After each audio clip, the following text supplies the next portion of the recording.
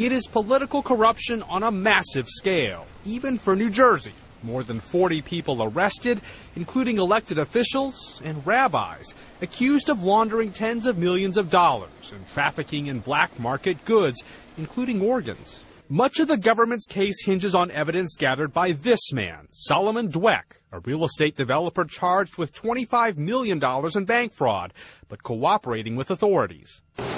The case started with an international money laundering scheme, using rabbis and charities at their synagogues as conduits to make dirty money from criminal activity clean.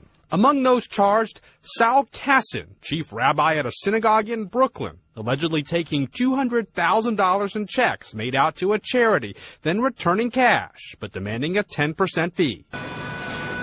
The money laundering scheme even stretched to organ traffic, with Dweck and an undercover FBI agent arranging to pay $160,000 for a kidney from an Israeli donor in a deal brokered by a Brooklyn man. In the public corruption part of the case, Dweck worked through a number of officials, posing as a crooked businessman, offering bribes.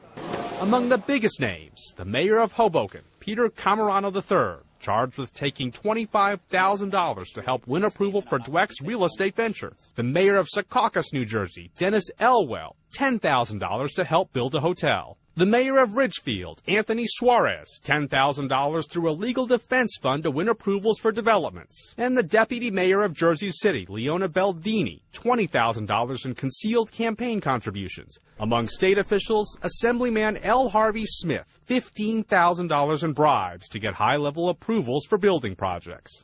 All of this has left New Jersey residents shaking their heads in dismay in a state where the tally of public officials snared for corruption in recent years stands at more than 130.